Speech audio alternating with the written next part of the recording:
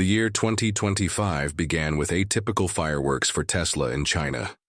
As streets filled with the traditional red of the Lunar New Year, with its dancing lanterns and reunited families, the numbers emerging from vehicle registration offices told a story of resilience amid seasonal chaos.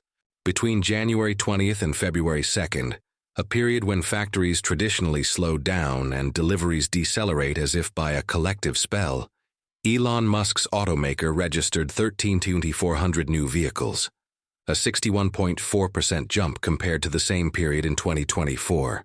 These numbers shone like a golden dragon amidst the holiday incense haze, revealing a strategy as bold as the fireworks illuminating Shanghai's sky.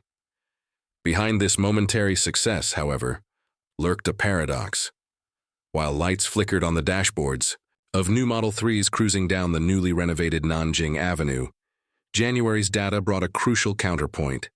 Total sales, including exports, had fallen 49% year-over-year, totaling 63,138 units.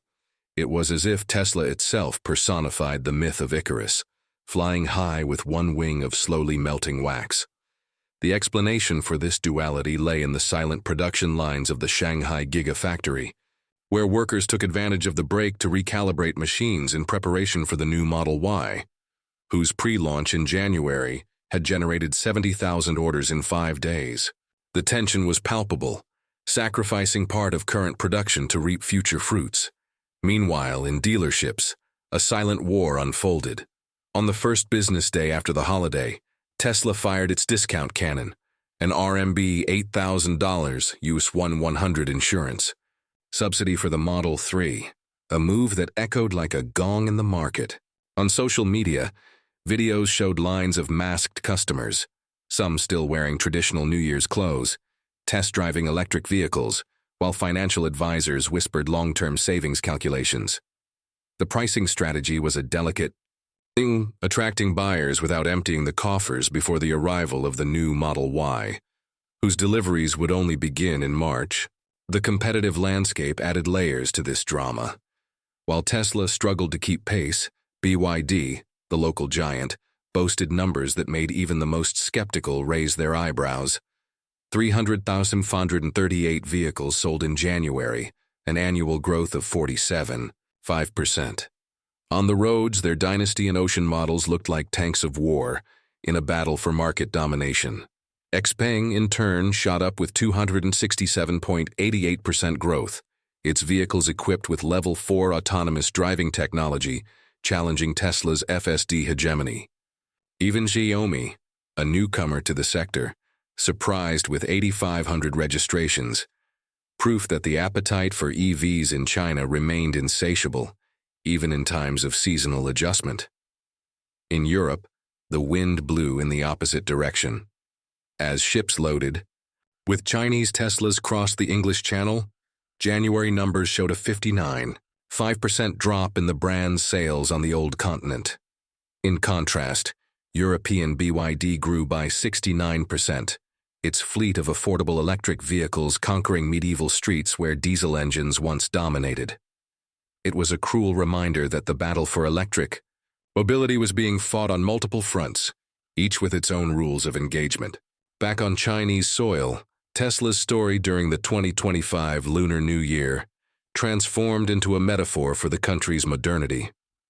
In rural areas, where until recently bicycles and motorized tricycles dominated, superchargers were now increasingly being installed next to ancestral temples. In megacities, young professionals were trading the dream of a first apartment for a Model 3 subscription, prioritizing mobility over real estate ownership in a constantly transforming market.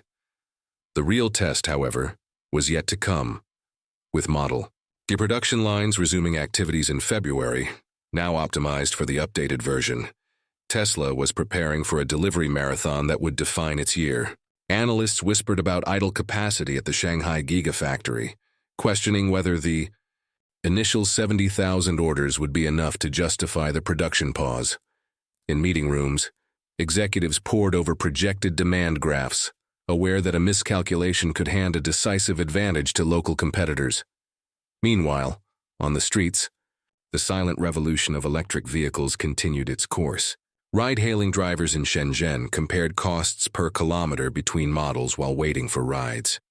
Families discussed the feasibility of interprovincial trips in the new Model Y during post-holiday reunion dinners.